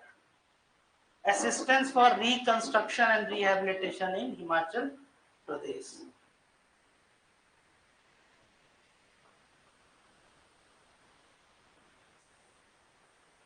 ठीक है, चलिए नेक्स्ट। अब इसमें आ जाइए, इंफ्रास्ट्रक्चर का एक दूसरा पार्ट जो है ये पर्यटन से लेके है, टूरिज्म। इसमें आप लोग जैसा कि मालूम भी होगा कि एक जो है एक विष्णुपद मंदिर आपका ये गया में है, और महाबोधि मंदिर जो है इसको काशी विश्वनाथ टेम्पल के ही तर्ज पे क्या किया, एक कॉरिडोर बनाने की ये एक बात हो रही है। और कॉम्प्रिहेंसिव डेवलपमेंट जो है initiative for Rajgir will be undertaken which holds religious significance for Hindus, Buddhist and Jain. Nalanda university जो है इसको एक टूरिस्ट सेंटर के तौर पे और इसको रिवाइव करने की बात हो रही है, किसको, नालंदा यूनिवर्सिटी को। और उड़ीसा के डेवलपमेंट के लिए assistance development of Orissa, beauty, temples, monuments, craftsman and wild life, tourism को ये बढ़ावा देने के लिए इसमें ये जो है ये बात इसमें निकल के आई है, ठीक है। तो टूरिज्म पे विशेष तौर पे कहाँ कहाँ रखा गया है, उड़ीसा, नालंदा, राजगीर, गया। हाँ बहुत गया, सही है। फिर क्या है, अब रिसर्च एंड डेवलपमेंट इनोवेशन। अब इसमें क्या ये कह रहे हैं कि एक अनुसंधान नेशनल रिसर्च जो है, operationalise of the Anusandhan national research fund for basic research and prototype development, ठीक है। Private sector driven research and innovation at commercial scale with financing pool of 1 lakh crore. ये देखिए 1 लाख करोड़ इस बार बजट में जो है, ये 1 लाख करोड़ जो है ये बहुत बार जो है ये देखिएगा चर्चा में। और space economy, venture capital fund of 1000 crore is to be set up. किसके लिए, स्पेस इकोनॉमी। अभी जस्ट नाउ जो हम लोग बात किए कि जो टेस्ला जो कंपनी जैसे है, तो वेंचर कैपिटल क्या होता है, कोई बताएगा? हाँ ठीक है, चलिए एक लास्ट वाला है नेक्स्ट जनरेशन रिफॉर्म्स, इसको भी देखिए लेते हैं। नेक्स्ट जनरेशन रिफॉर्म्स ये क्या है, अगली पीढ़ी के लिए क्या किया है।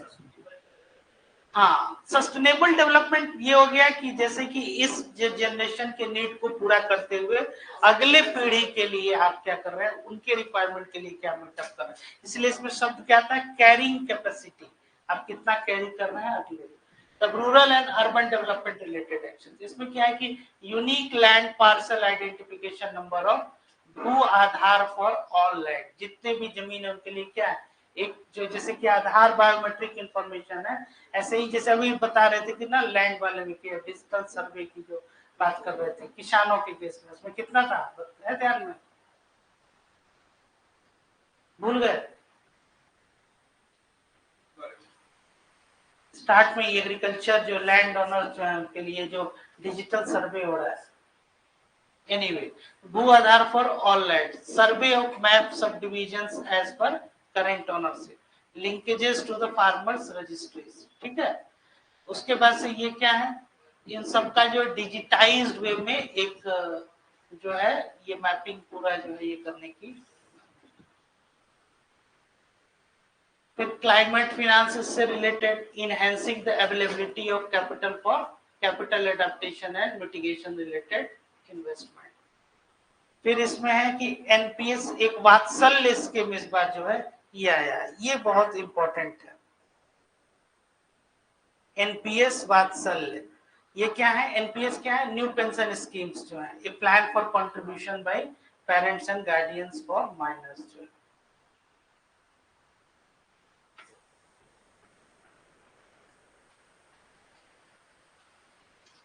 ठीक है।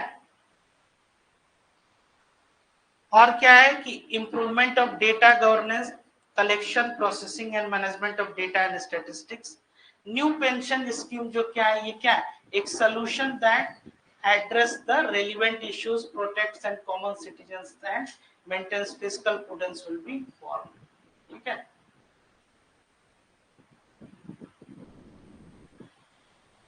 ये नेक्स्ट जनरेशन रिफॉर्म्स जो है, क्योंकि अब डिजिटल वे में हम लोग जो है आगे जो बढ़ रहे हैं, ये भी आपके डिजिटल पब्लिक इंफ्रास्ट्रक्चर का एक पार्ट हो सकता है।